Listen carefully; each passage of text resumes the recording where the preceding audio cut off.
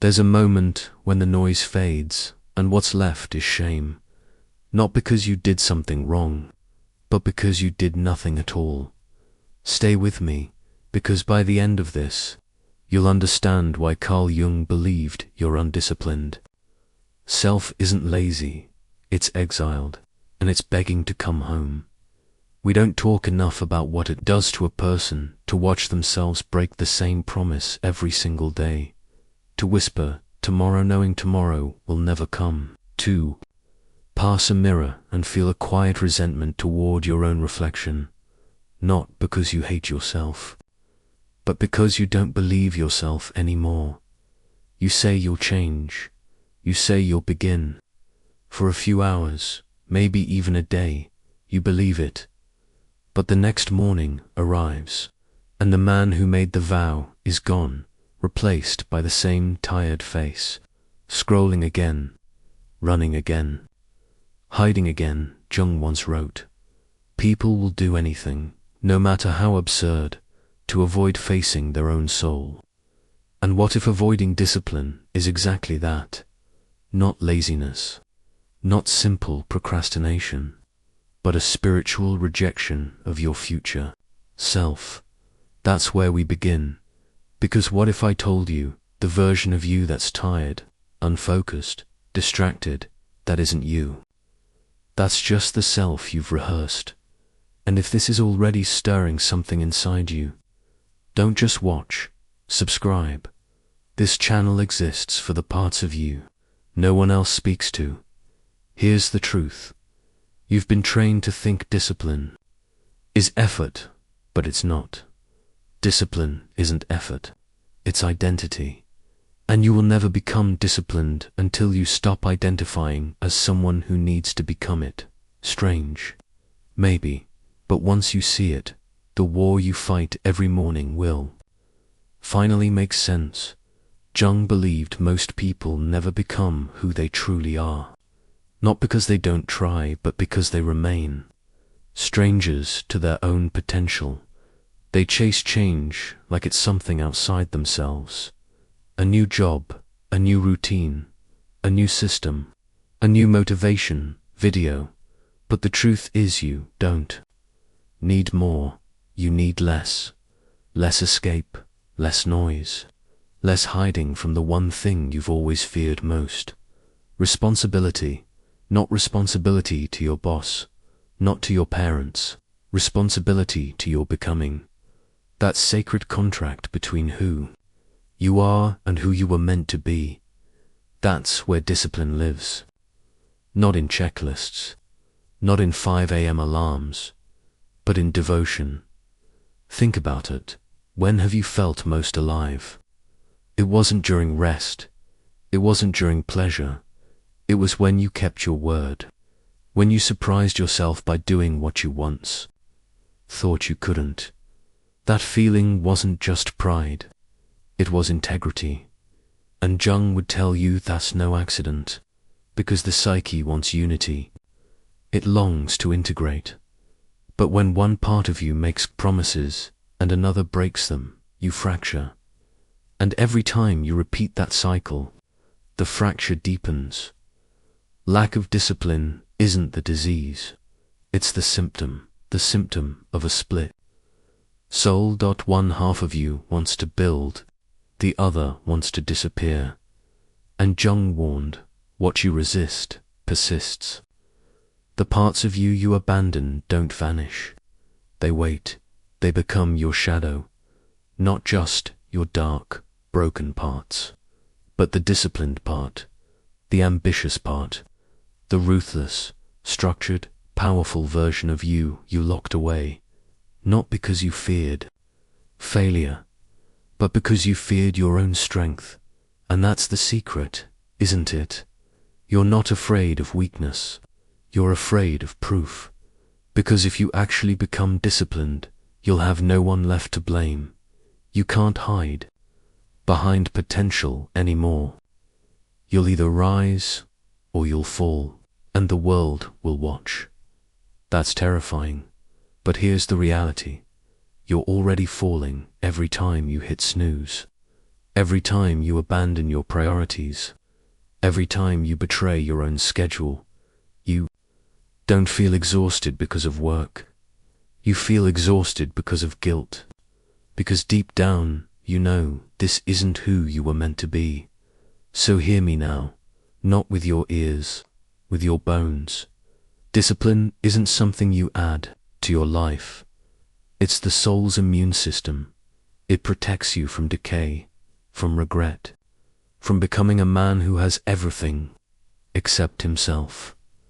Drop a comment when something hits deep. You might help someone else still trapped where you've already broken free. And now remember this. There was a time you wanted this.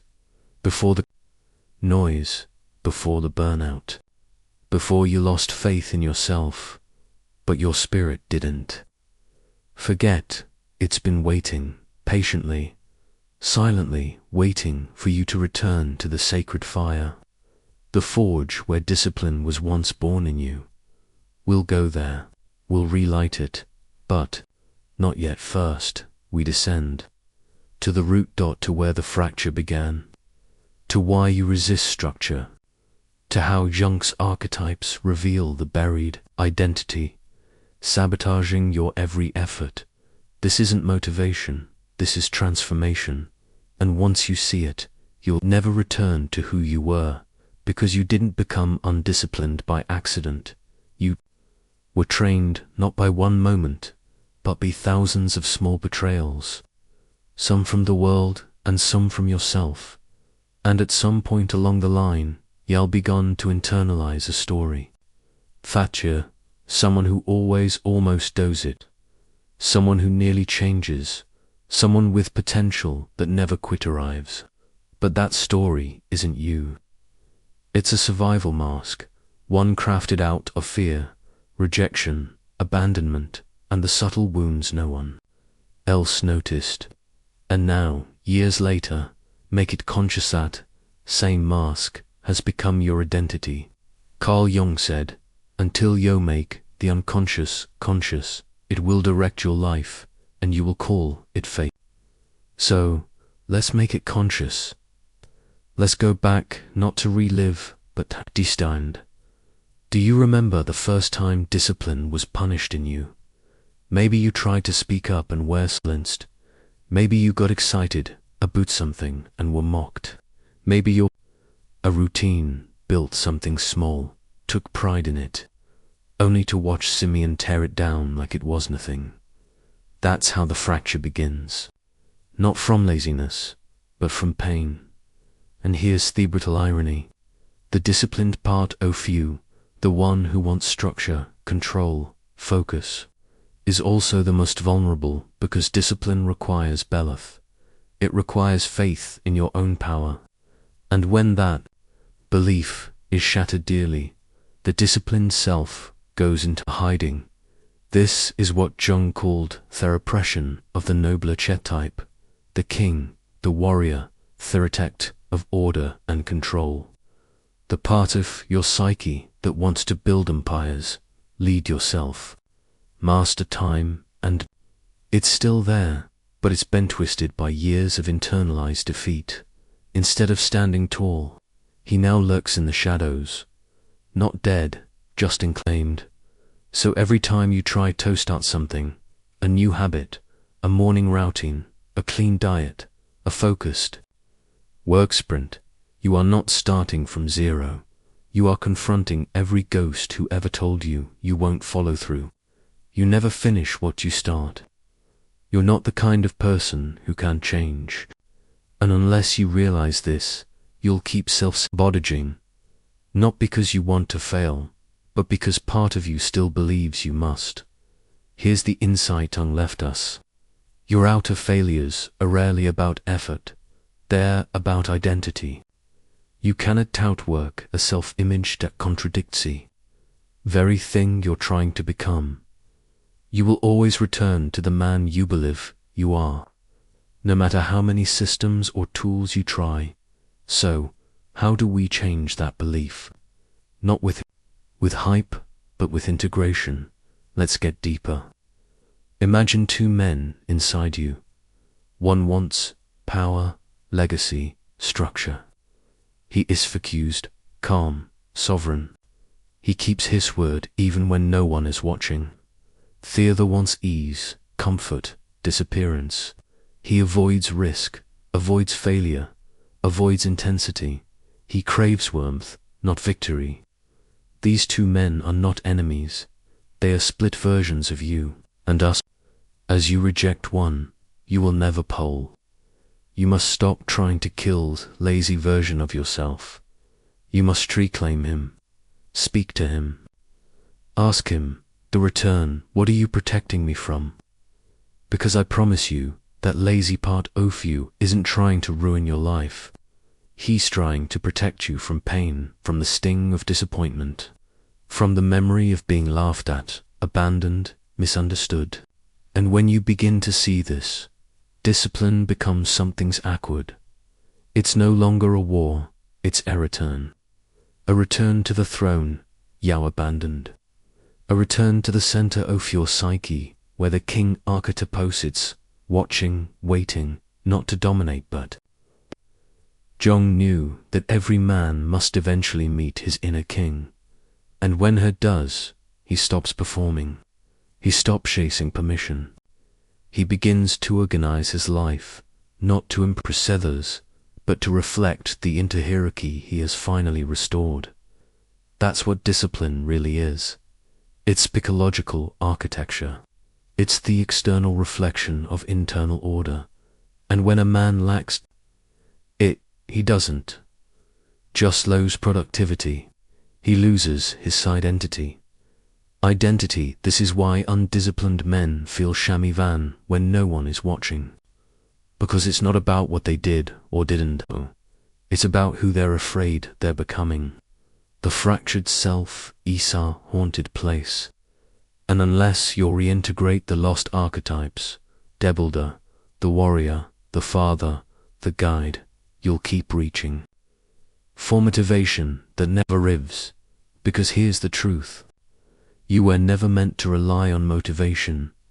You were meant to remember, to awaken, to walk through your day as a man who has already decided, this is who I am.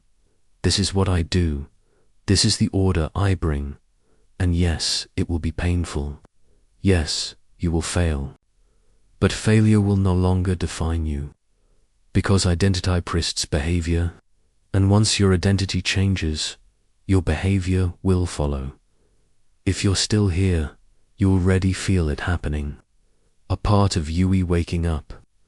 Not the hyped up, overachieving part, but the ancient part, the wise, structured, calm, relentless part, the one who doesn't scream. He builds insolence. And now I need you to hear something else. You cannot fully reclaim discipline until you forgive yourself for the years you lost. This isn't about punishment. It's not about regret. It's about maturity. The immature man says, I'm broken. I must be fixed. The mature man says, I am whole.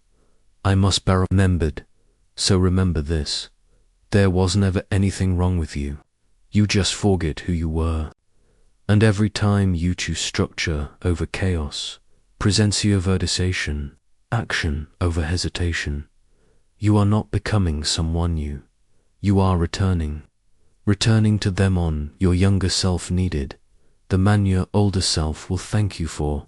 You see, Jung believed that the greatest work of your life isn't success. It's individuation, becoming whole, becoming real, uniting the fragmented parts of yourself into one living, breathing truth. And discipline, it is the pathway to that truth.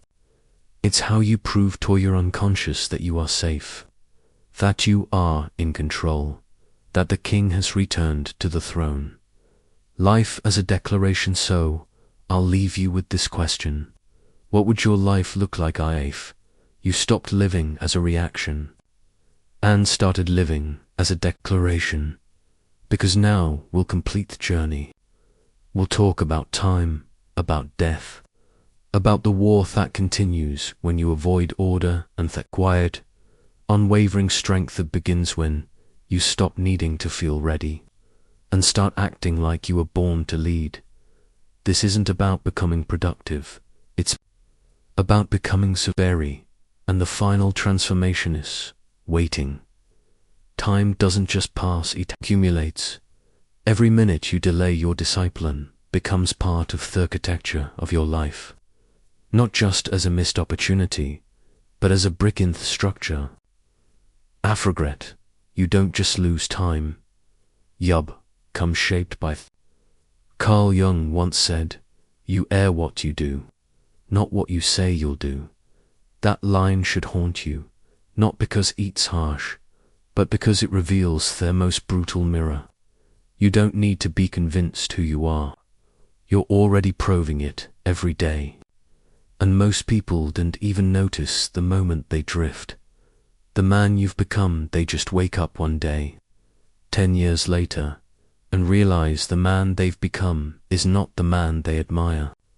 He's a version sculpted by delay, by hesitation, by stories that sounded like wisdom but were really fear in disguise. You were not born lazy. You were Trinetto mistrust your own power, and you've spent years softening the edge of your ambition, sanding it down so it wouldn't threaten anyone, not even yourself. Because real discipline, it changes the room. It's not loud, but it carries weight, and that weight unsettles. People haven't yet risen. That's why you started hiding. That's why you let go. You wanted to stay close to people while were still sleeping, because waking up meant waking alone. But what if that loneliness was atheist? What if your solitude wasn't a punishment, but a passage? You must understand something that most men will never realize until it's too late.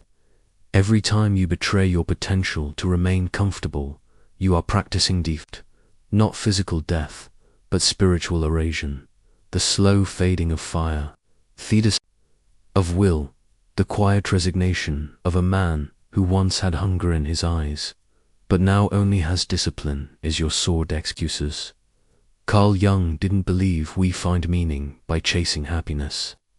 He believed we find it through confrontation, by looking the dragon in thighs, the chaos, the failure, the pain, and walking into it with open arms. Discipline is your sword in that confrontation. It doesn't eliminate fear. It gives you something stronger than fear. It gives you direction. Every man is disciplined. The only question is to what? Some are redisciplined to their distractions, others to their addictions, some to their voices of doubt they inherited and never questioned. But very few are disciplined, and if you want to be one of them, you must accept that discipline is not a phase. It's not a grind. It's a way of relating to time. Let me explain. Every time you choose what feels good now, instead of what builds you later, you are telling time, I don't respect you, and time, like any sacred force, responds in kind. It begins to move against you. You feel late. You feel stuck. You feel like everything is slipping because you never honored what you were given. But once you realign, once you begin living with reverence for time, your days change, not externally at first, but you begin to feel carried by purpose, by the calm that comes when your life is no longer a reaction, but a ritual. And that's what discipline becomes at the highest level. Not willpower, not force, but ritual, a sacred rhythm between you and the future you've sworn tabbled. You wake up not because you must, but because you get to meet your oath again. You train not to punish yourself, but to remember yourself. Your days change not externally. You eat clean, not for vanity, but because your body is the temple of yourself. Everything becomes aligned. Everything begins to echo your truth. And one day, the man you once dreamed of becoming is no longer a vision. He's a reflection. But let me be clear, this will not happen in a week. This will not come from one breakthrough. Discipline is not built through hype. It's built through grief. Yes, grief. Because to become the man you're meant to be, you must let the other one die. The one who breaks his own word. The one woe hides behind someday. The one who feels empty every night because Henos he ran again. You have to bury him, not with guilt, with honor, because who us doing the best he could. He kept Yusuf, he got you far, but now his time is done. And when you finally grieve that version of yourself, when you stop fighting him and thank him for his role, you free the energy you've been using to pretend. And with that energy, you build. You build you mornings that begin with clarity, not chaos. You build routines that root you even when you don't feel like it. You'll build a schedule that doesn't trap you, but liberates you. Because order is not your enemy, it is your armor.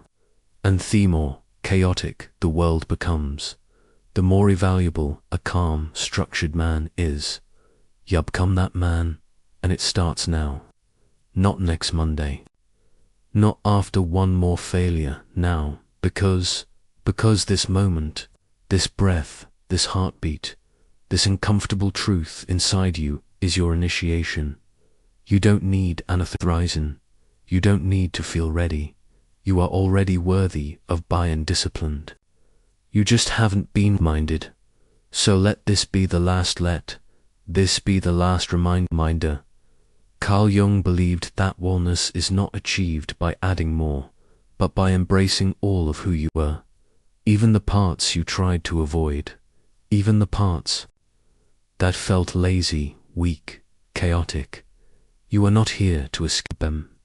You are here to lead them. And when you do, when your inner house is in order, you won't just feel powerful, you'll feel at peace. Because a real discipline isn't loud. It doesn't beg to be seen.